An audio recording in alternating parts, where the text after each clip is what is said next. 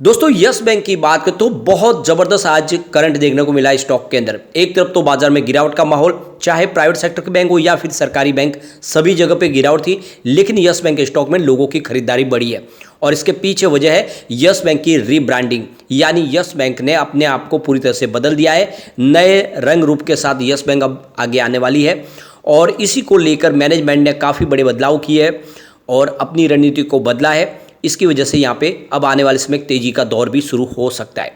दूसरी तरफ कुछ बड़ी अपडेट निकल के आ रही है। यहाँ पे इन्वेस्टर मीटिंग हो रही है लगातार। यस बैंक कुछ बड़ा करने की प्लानिंग कर रही है और यस बैंक ने ये साबित भी किया है कि अब वो दूसरी बैंकों से पीछे रहने वाली नहीं है। समय निकल चुका है, कम से कम 3 साल हो चुके हैं, लॉक इन पीरियड भी खत्म हो चुका है। अब यस बैंक पूरी तरह से आज़ाद है अपने बिजनेस को आगे बढ़ाने के लिए और ऑलरेडी हमने कल डिस्कस भी किया है। उन्होंने सबसे शानदार एफडी प्रोवाइड की अपने कस्टमर्स के लिए, जिससे आप देखें तो जो बड़ी बड़ी बैंक है, चाहे एसबीआई हो, आईसीआईसीआई बैंक हो, एचडीएफसी बैंक हो या कोटक महिंद्रा बैंक, उनके साथ में वो कंपटीशन फाइट कर पाएगी, अपने कस्टमर बेस में इजाफा कर सकती है।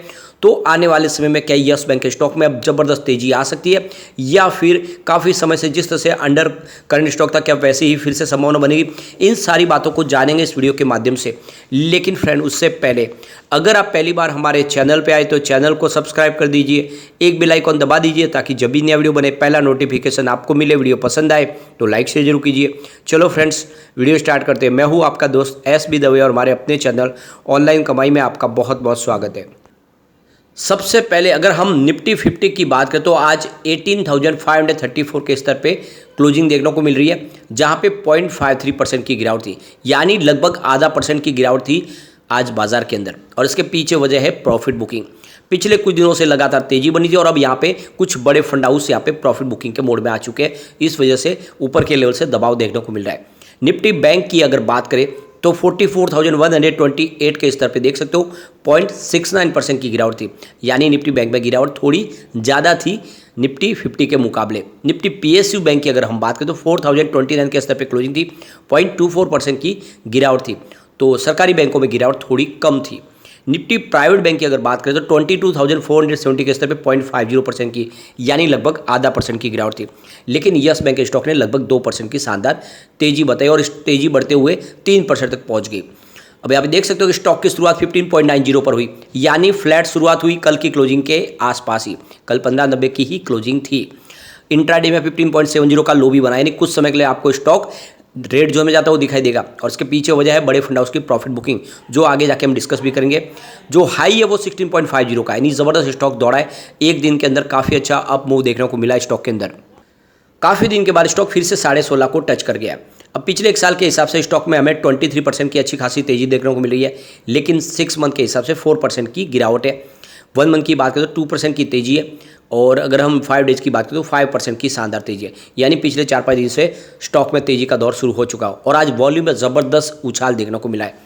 पिछले 1 महीने पहले इसका 8 करोड़ का वॉल्यूम था, 3 करोड़ की डिलीवरी उठाई गई थी। 1 वीक पहले भी 8 करोड़ का ही वॉल्यूम हुआ था, 3 करोड़ की ही डिलीवरी उठाई गई थी और कल 9 करोड़ का वॉल्यूम हुआ था, लेकिन 2 करोड़ की डिलीवरी उठाई गई थी। लेकिन आज आप देख सकते हो कि 3 बजे के पहले ही 19 करोड़ का वॉल्यूम हो गया। ज़बरदस्त वॉल्यूम में इजाफा हुआ है और ये जो वॉल्यूम दुगुना हुआ है, इशारा कर रहा है कि अब बड़े फंड हाउस यहाँ पे खरीदारी शुरू कर चुके हैं। अब यहाँ पे एक तक यस बैंक की तरफ से जो एक्सचेंज को जानकारी दी गई, उन्होंने इन्वेस्टर मीटिंग रखी है, जिसमें आप देख सकते हो कि ये 30 तारीख को इनकी इन्वेस्टर मीटिंग थी। एसेट 361 के साथ में इन्होंने एक इन्वेस्टर मीटिंग की है। इसके अलावा यस बैंक ने अलग से जो एक नोटिस यहाँ पे दिया है, जिसमें एक्सचेंज को ये जानकारी दी गई है कि उन्होंने 5 अलग अलग अपने इन्वेस्टर के साथ एक और मीटिंग की है। आप ये देख सकते हो ईवीसी के माध्यम से जो मीटिंग हुई है, जिसमें आदित्य बिरला सन लाइफ एएमसी लिमिटेड के साथ में इन्होंने मीटिंग की है। इसके अलावा देखिए फोर्ट्रेस ग्रुप के साथ में इनकी मीटिंग थी। इसके अलावा नंबर 3 पे देखें तो आई वेल्थ मैनेजमेंट एलएलपी के साथ में भी इन्होंने मीटिंग की है। इसके अलावा एलेरा सिक्योरिटीज इंडिया प्राइवेट लिमिटेड के साथ में मीटिंग है। और जो 5 नंबर पे है वो है परम कैपिटल। इसका मतलब जो बड़े बड़े जो फंड हाउस है, जो इन्वेस्टमेंट फर्म है, उनके साथ में बातचीत चल रही है। यानी यस बैंक आने वाले समय में कुछ बड़ा करने की प्लानिंग भी कर रही है और इसका नतीजा भी हमें देखने को इस समय मिलने लगा है कि जब यस बैंक ने अपनी ब्रांडिंग को बदल दिया है। अब यहाँ पे देख सकते हो कि यस बैंक ने अपने कारोबार को तेज़ी से आगे बढ़ाने के लिए कमर कस ली है और अपने एडवर्टाइजमेंट के ऊपर वो इस फाइनेंशियल ईयर 2023-24 में 30% से ज़्यादा का खर्च करेगी। ये जो पिछले साल जो उन्होंने खर्च किया था उससे ज़्यादा खर्च करेगी।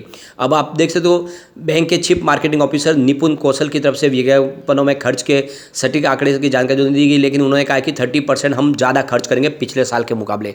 तो यहाँ पे यस बैंक कितना खर्च करेगी इसका सटीक आंकड़ा बताना मुश्किल है, ये निपुण कौशल ने कहा है। उनका कहना है कि इसकी वजह कौशल ने बताया कि जब प्रॉपर्टी बुक करने का समय आएगा तो दरें बदल सकती है, ऐसे में फिलहाल खर्च के बारे में सटीक जानकारी देना मुश्किल है। कौशल ने कहा कि बैंक की मौजूदा स्थिति को देखते हुए मार्केटिंग कैंपेन 20 जून से शुरू किया जाएगा और इस फाइनेंशियल ईयर 2023-24 के आखिरी तक ये जारी रहेगा। इसमें ढेर सारे डिजिटल कैंपेन चलाए जाएंगे। कौशल के मुताबिक टीवी और आउटडोर समेत कई मीडिया फॉर्मेट में विज्ञापन जारी किए जाएंगे। बैंक के एग्जीक्यूटिव डायरेक्टर रंजन पेंटल का कहना है कि रिटेल फ्रेंचाइजी अब ऐसी स्थिति में पहुंच चुकी है, यानी कि इन्फ्लेशन पॉइंट जहां ट्रेड रिवर्स हो जाता है, अब आगे मुनाफे की स्थिति दिख रही है। बैंक ने मंगलवार को एक इवेंट में अपने लोगो में अहम बदलाव किया है, यानी अपना जो लोगो था उसको बदला है। इसमें chief executive managing director Prashant Kumar ने कहा कि बैंक अपने मजबूत स्वभाव के दम पर हालिया कई चुनौतियों से निपटने में कामयाब रहा है। प्रशांत कुमार का कहना है कि अब अपने ब्रांड को फिर से मजबूत करने का समय आ गया है और इसके लिए बैंक के पास बहुत सारी चीज़ें हैं। पिछले 2-3 साल से देखें तो बैंक ने अपने खर्च में काफ़ी कटौती की थी और इसके पीछे वजह ये थी कि बैंक डूबी थी, उसको फिर से खड़ा करना था, उसमें काफ़ी फंड की जरूरत थी और ऐसे में उन्होंने खर्च को लिमिट में लाया था। लेकिन अब यहाँ पे बैंक फुल फॉर्म में अपने तेज़ी से कारोबार को आगे बढ़ाना चाहती है और इसके लिए अपने विज्ञापन के ऊपर ज़्यादा खर्च करेगी।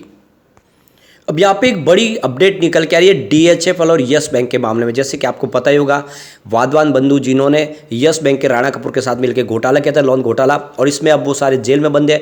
तो दिल्ली हाई कोर्ट ने जो मंगलवार को फैसला दिया उसमें जो बेल थी उसको ग्रांटेड कर दिया है, यानी वाधवान बंधु को बेल दी जाएगी और यहाँ पे दिल्ली हाई कोर्ट की तरफ से यह फैसला दिया गया है।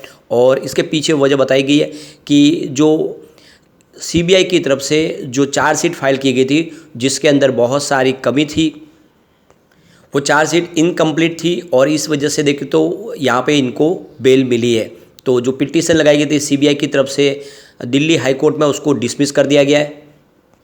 तो यहाँ पे देखिए तो CBI की चार्जशीट की कुछ कमी की वजह से इनको जमानत दी गई है और आप ये देख सकते हो कि ऐसे बहुत सारे लोग हैं जो यस बैंक घोटाले में फंसे हुए हैं और अलग अलग उनके ऊपर केस बने हुए हैं। धीरे धीरे उनको कुछ जमानत भी मिल रही है।